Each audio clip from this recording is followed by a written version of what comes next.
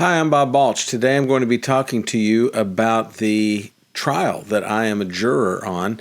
This is day one of the testimony, day one of the trial, actually. I got selected yesterday, and it is about a guy named Michael Lawrence Pousson, and he's accused of basically raping a little girl repeatedly for over the course of several years.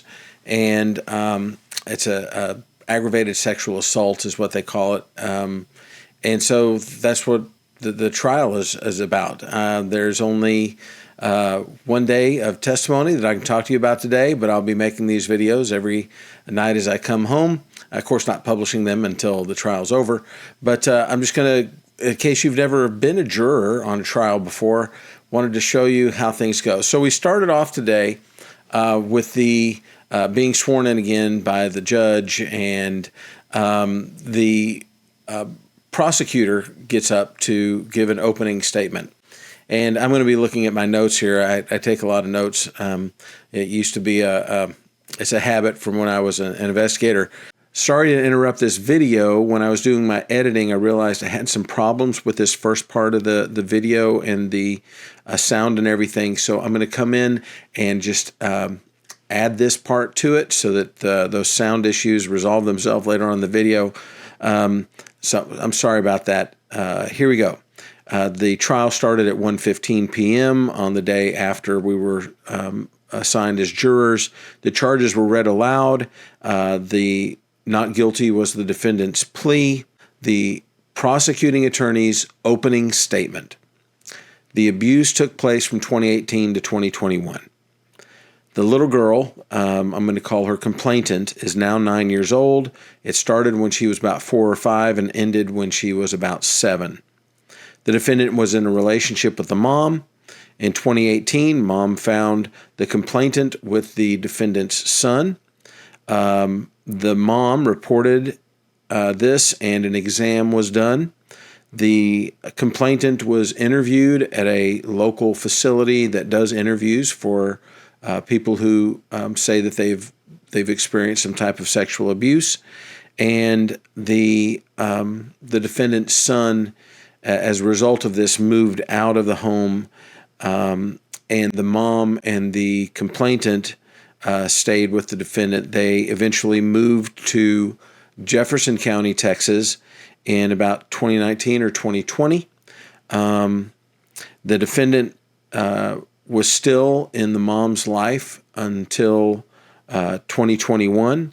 The mom asked the complainant if the defendant could watch her at her home in Jefferson County. The little girl, the complainant, said no, and that's when she made the allegations against the defendant.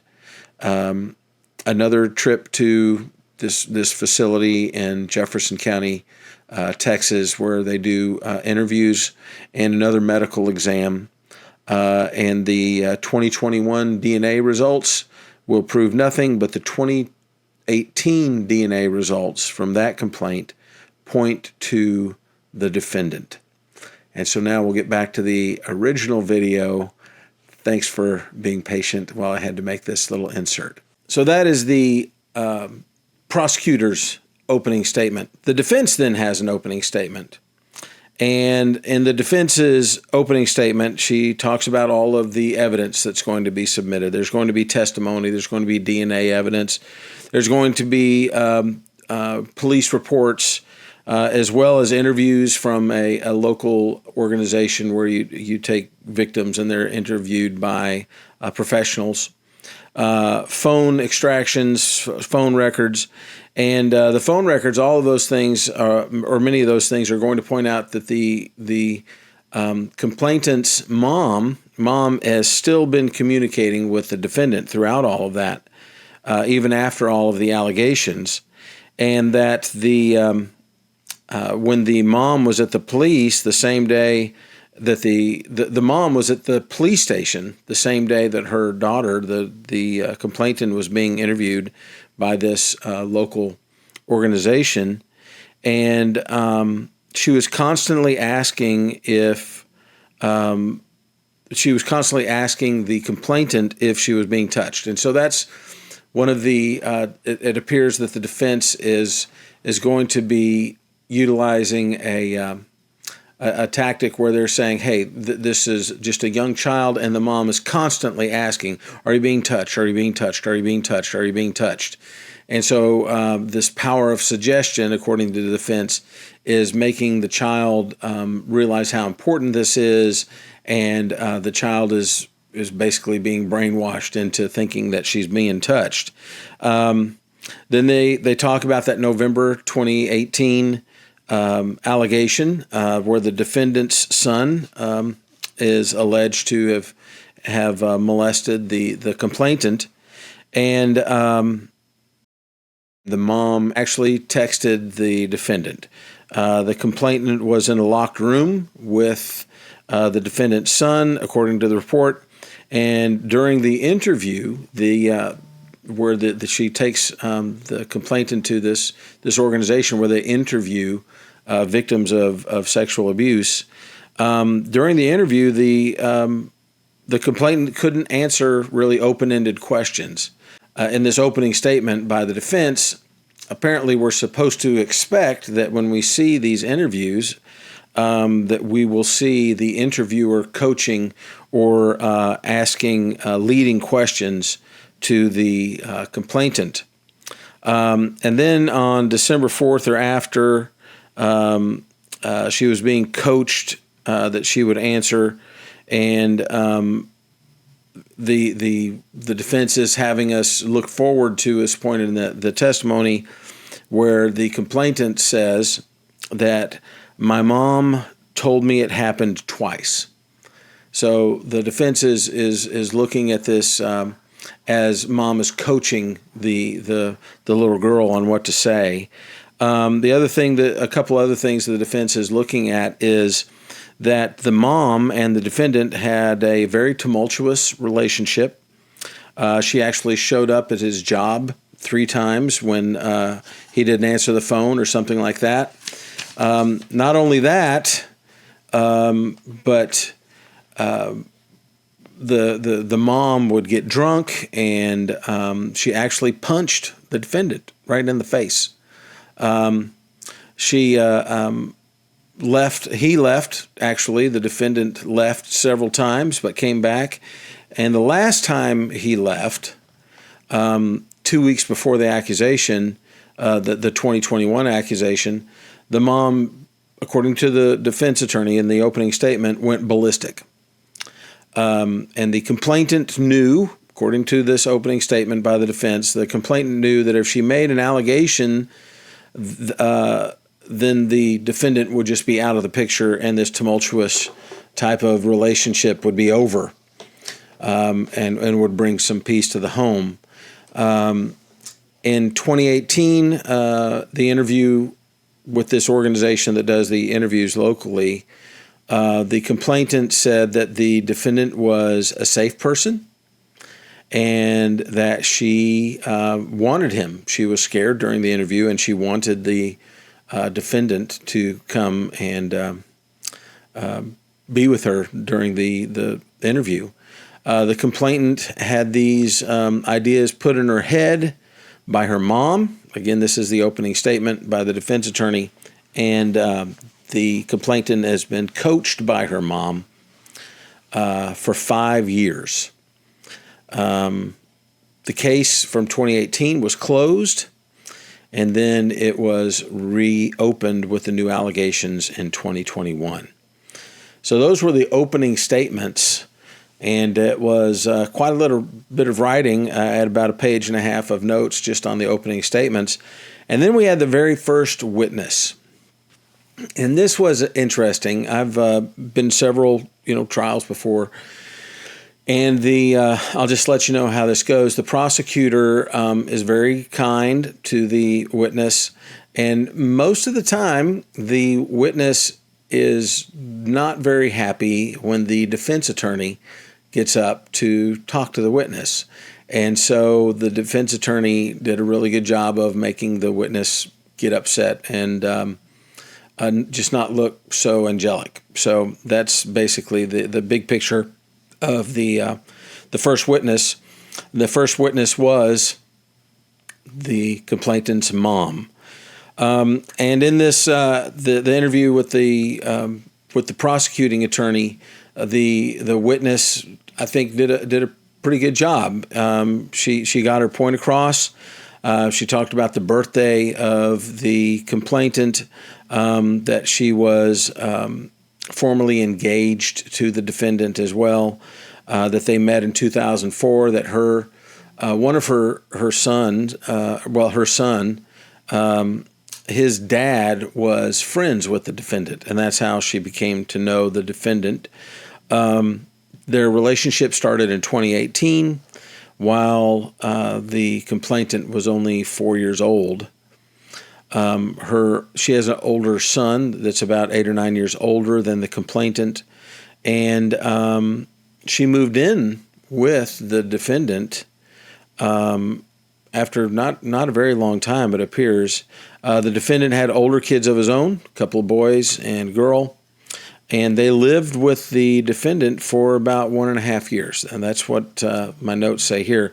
It says that the complainant's dad is now incarcerated in another state, and the defendant and the complainant, the little girl, were like what a father and daughter were meant to be in the complainant's, or in the mom's words. Their relationship seemed very pure and wholesome. Apparently, he just cared for her and wanted to be around her, and she wanted to be around him.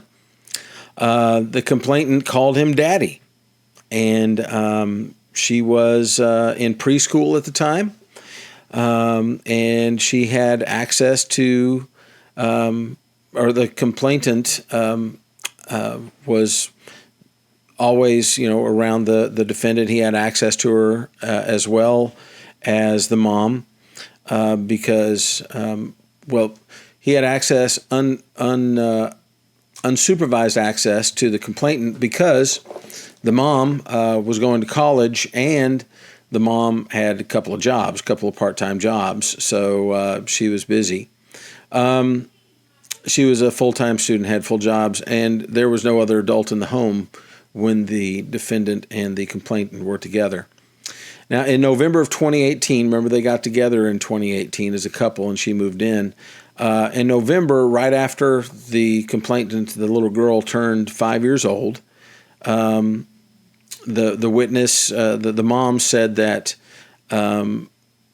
the complainant was locked in a room with the defendant's son.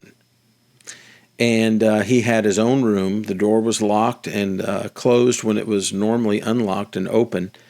And the mom had cooked dinner, went to find her daughter, the complainant, and then the mom kicked open the door. And the defendant's son was covered in a blanket. He was sitting in a chair, and the complainant was actually laying on the bed at the time. Then the mom took the little girl, the complainant, to her room and asked if anyone had touched her. And basically, she didn't ask if anyone. She asked if the defendant's son had touched her. And the mom called the police and the defendant. The defendant was already on his way home, and then they took the little girl to the hospital where a rape kit was done. The little girl said that the defendant's son had touched her, and it hurt sometimes. And then the mom just lost it when she heard that, and the defendant handled everything else at the hospital, all the questions and everything. And everyone went to the hospital, the whole family did, except for the defendant's son, who went to the police station instead. Now, an exam was done on the little girl, on the complainant, to look for evidence.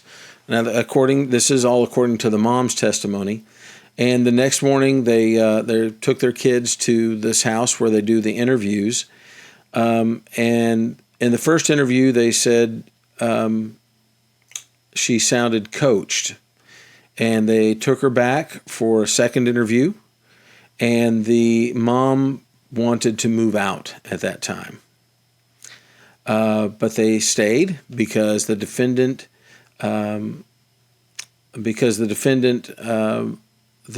son, had moved out, and the defendant had put the mom and the little girl first. And all this happened before Christmas of 2018. So, if this happened in November, it's just a couple of weeks there before all this happened.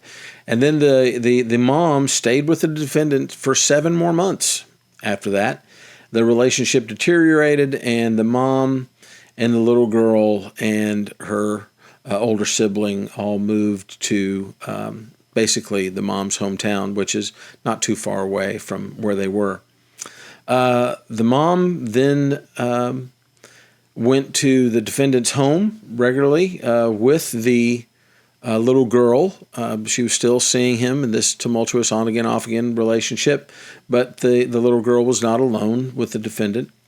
And eventually the defendant moved in with the mom and the little girl. But most of the time he was out of town Monday through Thursday. For about a year he would be out of town Monday through Thursday, and he would stay with them on the weekends, while and actually watch the little girl, the complainant, while the mom went to work, and most of that was in 2020. Eventually, the defendant moved out, and he depended apparently for a little while on the mom for transportation. His truck got wrecked or something, and eventually, in August of 2021. The mom asked the defendant to watch the little girl, and the mom had a black eye at the time. They didn't go into detail about how she got a black eye, but she had a black eye at the time, and she asked the little girl if that was okay for the defendant to watch her and to basically not be scared, even though she had a black eye. And the little girl said that she was tired of the defendant hurting her. He put his boy parts in her girl parts in the front and the back, and she would get a spanking if she didn't cooperate. And he made her bend over so that he could put his boy part in her girl part, or in her bottom if she didn't stop wiggling. So the mom never suggested to, according to her testimony, she never suggested to the little girl that a boy part could go into anything other than the little girl part. According to the mom and her testimony, the little girl never saw them having sex. She never saw pornography. The little girl told her mom all of this while they were just sitting on the living room floor. After the mom had asked whether it was okay for the defendant to watch her. And the defendant had been gone for about 30 minutes. And the mom, when the daughter told her that, she called the police. She packed up her daughter. She drove to a corner store where one of her friends was, and she dropped off the little girl so that she could go and kill the defendant. She was going to run him over with her car. The mom called a nanny. She called her mom, Grandma. Grandma will be a witness here in a little bit. And she called, after she called her mom, she's on her way to a city, and that's where the defendant is, and she's going to go kill him. She's going to go run him over with the car. They intercepted her, told her to go home, and mom reported what had happened. The mom and the little girl then went to the hospital for an exam, another rape kit. This is 2021, remember? And the next time that the mom saw the defendant was about a week later. And the defendant was angry at the mom because she had reported that he had raped the little girl, basically. And the defendant said that the little girl was just angry because he had left and he thought that someone else had raped the little girl. The mom did not believe the defendant could do it. She actually didn't think that he would be able to do that because he was so close with the little girl. But the mom eventually believed her daughter. Now, why did she start believing her daughter? She gave this information. Her son was at home, and the bathroom had basically urine on the floor, and she was blaming her older son, who's much older than the small little complainant girl, and she was saying, this pee got on the floor some way, and the complainant said that she didn't pee like a boy. And the mom then asked the little girl how she knew how boys peed anyway. And the little girl said one word. She said, Mike. And then the defendant was there were some other back and forth. But we also found out that the defendant had put parental controls on just about everything. So the little girl had no access to any type of pornography or dirty pictures or anything like that. Now, I do have a note on here that throughout her testimony, the mom kept on saying that the little girl called the defendant daddy.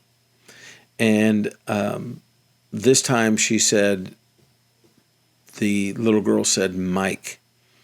And I thought that was interesting, that it was Mike instead of Daddy, because he had that role for so long. So that was the prosecutor interviewing the mom.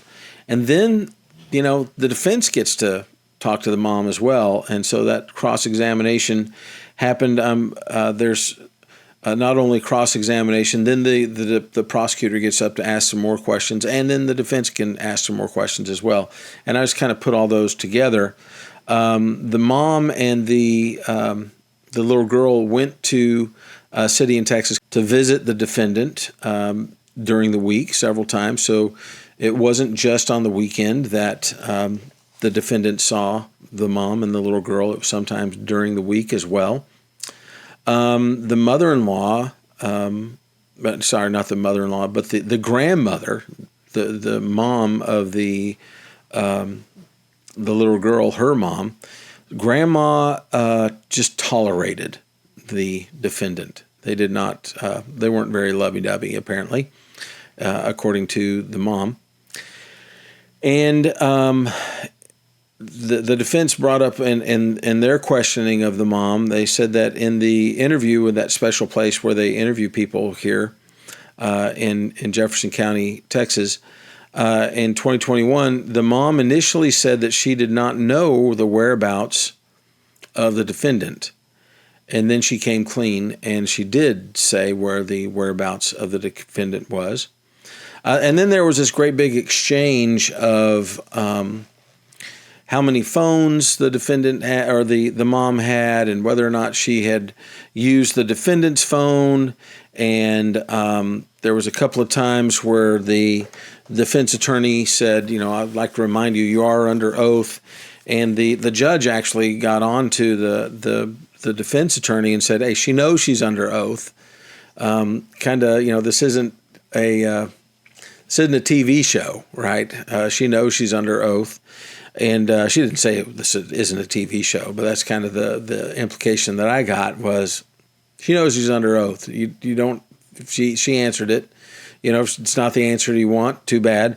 And the defense attorney and the mom had quite a bit of back and forth, and the mom was getting visibly upset, and the defense attorney, I thought, did a good job of bringing out this the point that the mom isn't all angelic. I mean, she obviously has a temper, but who wouldn't? I mean, if your daughter has potentially been raped, so you have all these subplots going on. It's. I thought the defense attorney did pretty good. I thought the prosecuting attorney did well as well. So let's get back on to the witness where the mom was a witness, and this is the cross examination. Regarding these phones, initially the mom said that she did not use a phone that the defendant had to be in contact with him. And she vehemently said that was not the case. And then after the defense attorney brought up some things that were possibly in some of the texts and alluded to the possibility that they might have phone records, the mom said, well, then it was possible. Especially while the defendant was gambling in Las Vegas for a while, and this phone use would have been in 2021 after the allegations happened. The mom did not want him on the street because she. So the other thing was the mom would actually send money to the defendant while he was in Las Vegas, and did so repeatedly, several times, because she didn't want the defendant on the street, because she thought that he was innocent at the time. Within 30 days after wanting to kill him, basically she was calling him her soulmate in some of the text messages. Regarding the 2018 medical disclosure, the young girl had a rip in her vaginal area, including a medical condition that was disclosed. And then in the 2021 medical exam, it said that there was something wrong down there. I got that in quotes. Something was wrong down there. Basically, the little girl's vagina was red due to cleanliness issues. The mom admits that she frequently asked her daughter if someone ever touched her, and even to the police she said that. And the police told the mom to not have any contact with the defendant.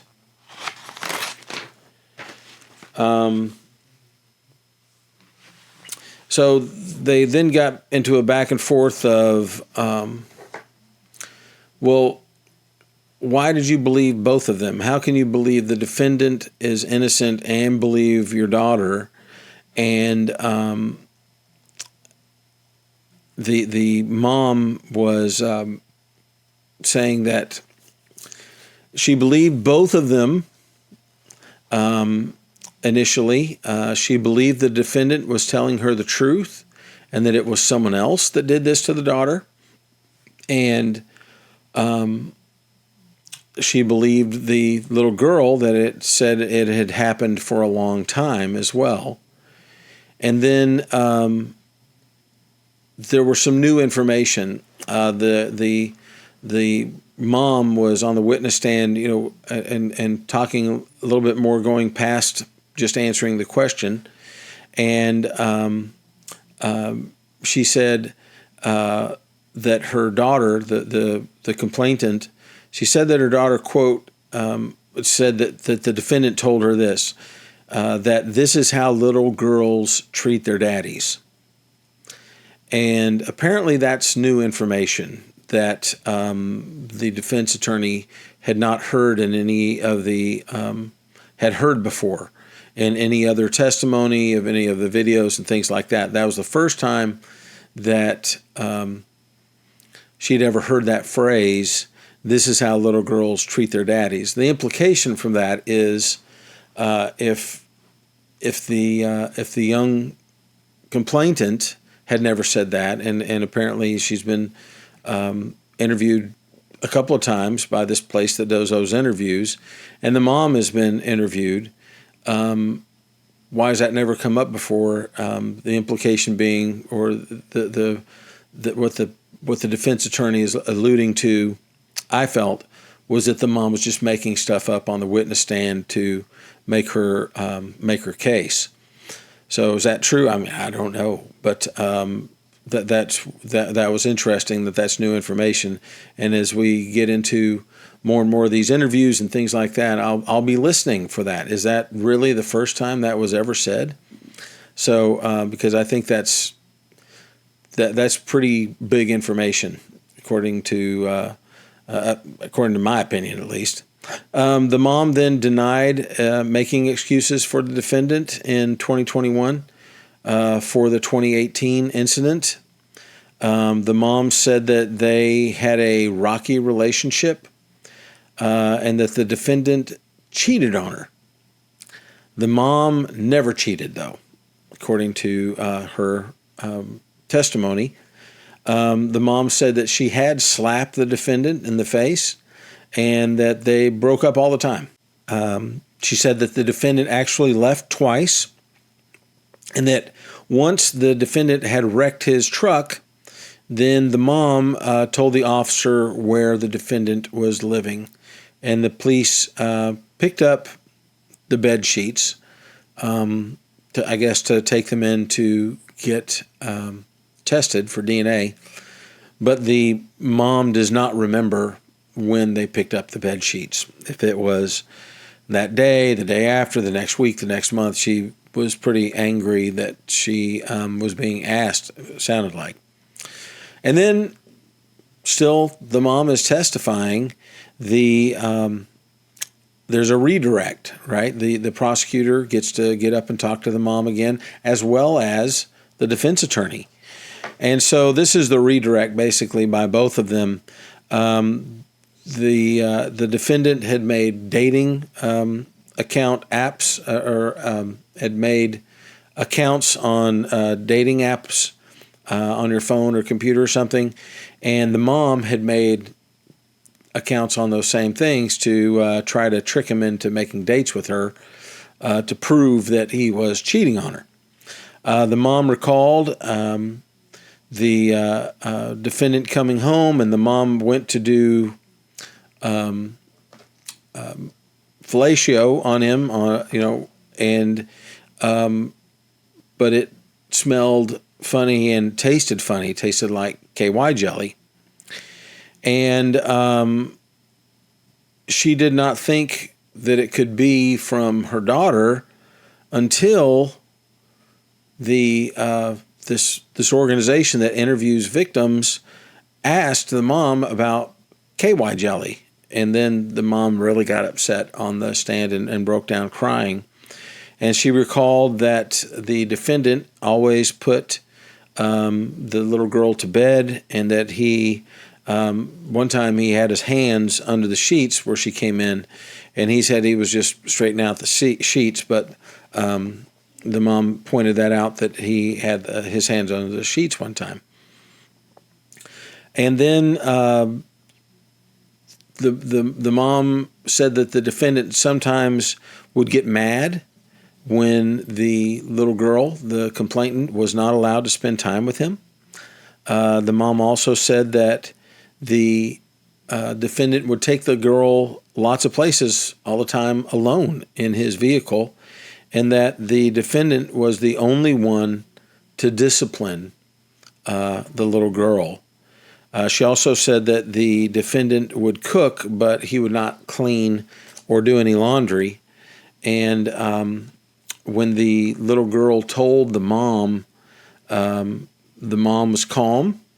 This is alluding to the 2021 incident where the little girl told the mom that she was tired of the defendant hurting her.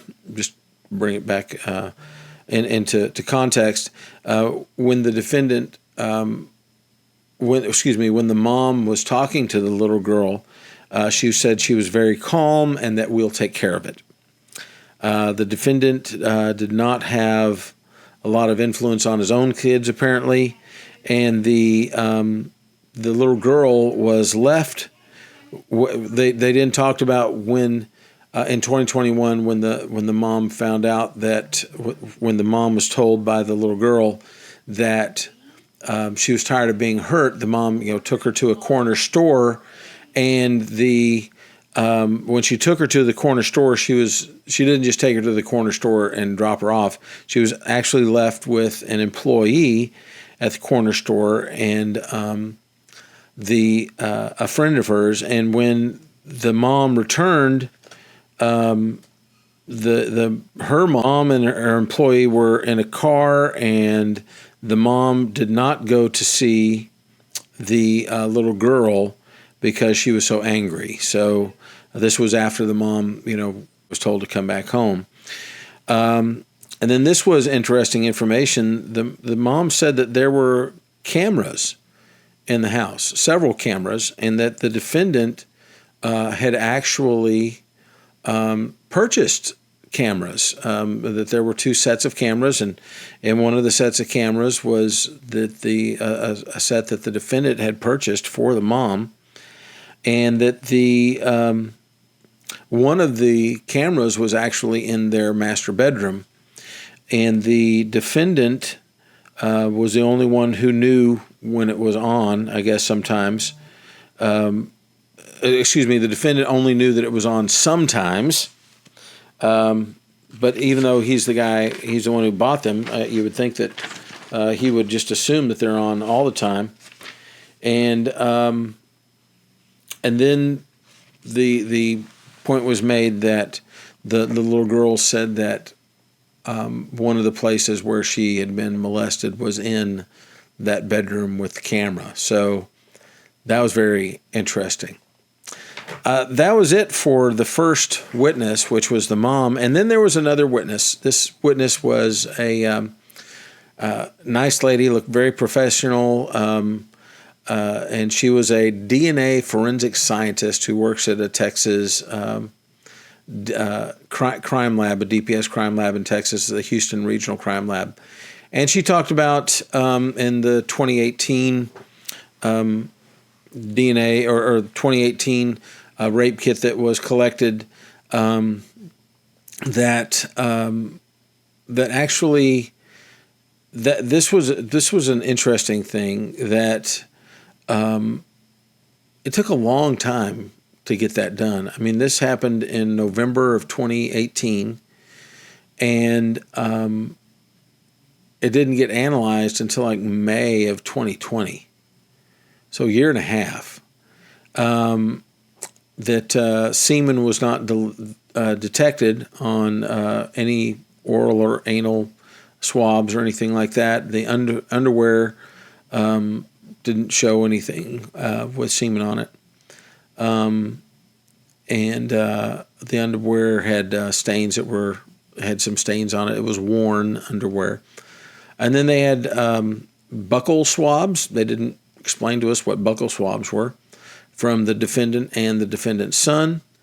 And then basically she did an underwear swab that was analyzed. The defendant's swab was analyzed, and the defendant's son were analyzed. And then there was a biology report in July of 2022. And then they talked about how long the DNA analysis normally takes. And the DNA expert did a really good job of sidestepping that. She said, it takes about an hour. And I don't think that's what the question actually was. It was, from the moments it's collected and sent to you guys, how long does that take typically? And that didn't get answered. So that was something I really wanted to know. Why does this take so long? And then there was some cross-examination. The issue of the report being released and submitted in March of 2019. So why was it submitted in 2019, March of 2019? That's the date that the law enforcement brought the kit. I mean, if it happened in November of 2018, why is it only being submitted in 2019? That's a big deal to me. The actual analysis took place May 11th, 2020. That's over a year later. So from March of 2019 to May of 2020, there was no analysis done. The how and where the underwear was obtained by the police, unknown. There was no semen, but there was a large stain across the inside and back in the worn panties of the little girl. They did not put the panties under a microscope to look for semen because they used a special light and an acid test, and both of those were negative, so no need to check for sperm. And says that there were no sheets submitted.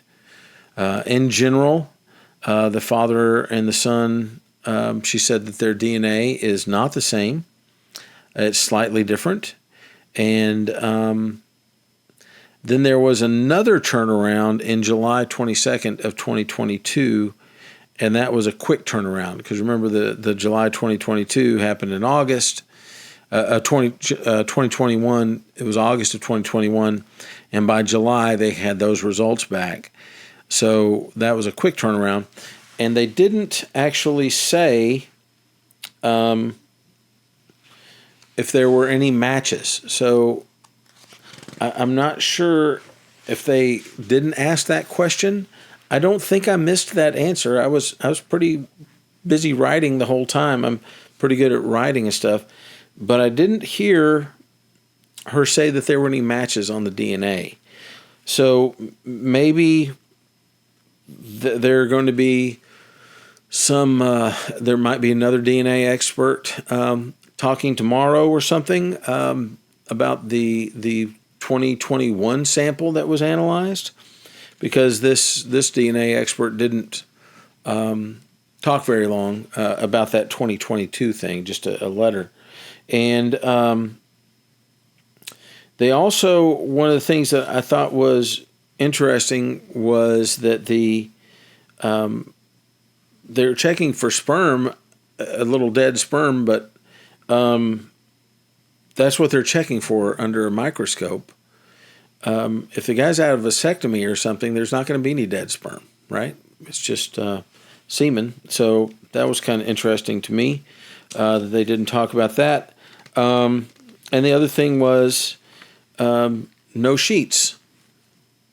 No sheets. And that was a big deal that the mom in her testimony said she didn't know when the sheets were taken, but the sheets had been taken. And so if sheets have been taken, where are the sheets? Is this a poor chain of custody? Because the sheets were never submitted. So that's a pretty big kink, I think. We'll see. And then the third witness came up. His name, we'll just call him the police officer. We'll call him the 2021 police officer. He has retired from the police department now, but he, in August of 2021, he was dispatched to the corner store where the mom had dropped off the little girl, the complainant. And the original call was that a small child was left with a clerk. And he got there within minutes of the call. He arrived about 7 p.m. It was and when he arrived, he was flagged down by grandma. By grandma, the little girl's grandma, the mom's mom. And I'll just let you know why, because she only lives about 2 minutes from that corner store. So the maternal grandmother of the child, that's what she is. The police officer was asked, did you talk to the little girl? And he said, no, I don't talk to the child on purpose. Their policy, their procedure is to not do that. But he did talk to grandma. Grandma said that it was sexual assault. He investigated it by talking to grandma and the mom. He said that the police officer said that grandma went off when she was talking to him, and the the attorney asked, "What do you mean went off?" And he said, she acted like she just could not believe it. And that the mom, though, was just raging angry. He said that the little girl had told her mom first. Apparently, he understood that after talking to mom and grandma, and that grandma found out somehow about that, and that they filled out the paperwork, and the procedure was to send the little girl, the complainant, to a local hospital, and even if contact may have been quite a while, that's still procedure to send the little girl to the hospital to get a rape kit done. And the paperwork, the sworn statements from the witnesses, the mom and the grandma, are typically at this point. This is not for the big investigator of it. This is just the initial police report for a patrolman. That they are typically short handwritten statements, about 5 or 6 sentences each. And those are then forwarded to the detective. And the detective is going to go along, and he's going to get those sworn statements from the mom and the grandma and the patrol sergeant. He said that the call lasted about an hour, and that the mom took the daughter to the hospital, and that the defendant was never at the scene. And then during the cross-examination, the defense attorney was able to get the police officer to, well, not able to, but the police officer testified that the little girl was in the car with grandma, and that the clerk was never spoken to. No one ever spoke to the clerk at all. And then the police officer told grandma and the mom not to talk to the little girl, not to talk to the complainant. But grandma had already asked several questions to the little girl, and when asked to go get a medical exam, the complainant immediately said no. She did not want a medical exam. And at this time, she would have been, in August 2021, she would have been just a couple of months shy of being 8 years old. So she was 7 at the time. And then we had another witness. It was a long day. The last witness was the grandma. The grandma came onto the stand. She's lived in her hometown pretty much her whole life, except for this short period of time when she went to go move in with the defendant. Mom said that she knew the defendant for about 5.5 years or so, since 2017, and that the mom initially did not want for grandma to go and meet him. But grandma did meet them. She met the defendant while they were moving, while the mom was moving in with the defendant. And grandma did not see him frequently because basically mom did not want grandma to see the defendant. Grandma did not really see the defendant or her granddaughter, the little girl, the complainant, until about 6 months later or so. It was at one of the kids' birthdays, and that's the most interaction that she had. She had a conversation on the phone with the defendant on several occasions, very contentious relationship. And grandma was basically not very involved in the 2018 outcry.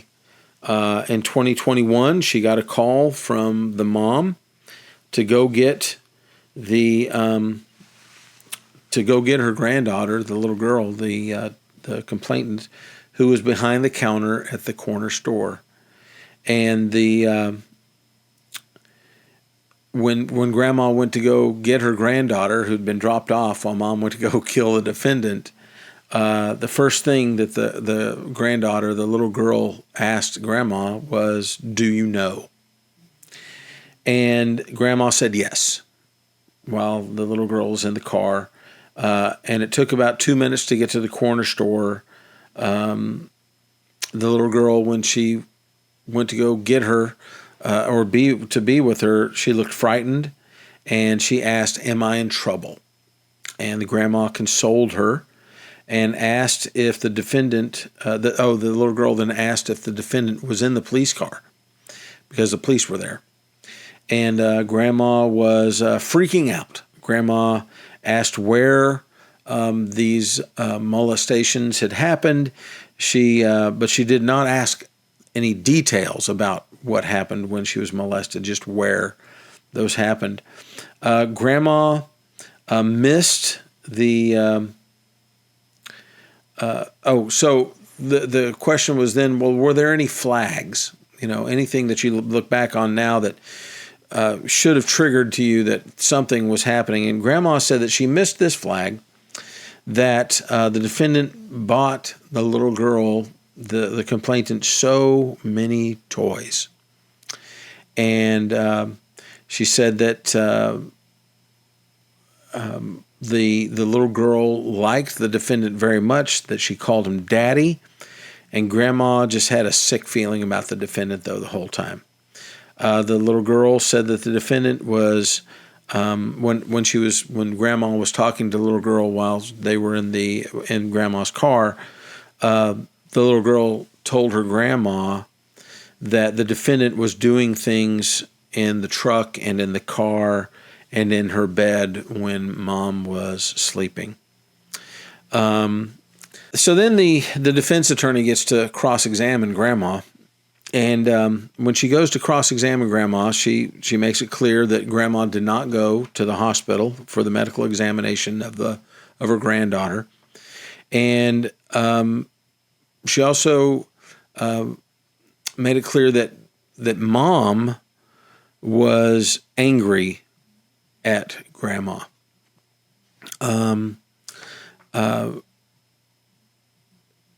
And that they basically had, it sounded to me like they didn't have a very close relationship.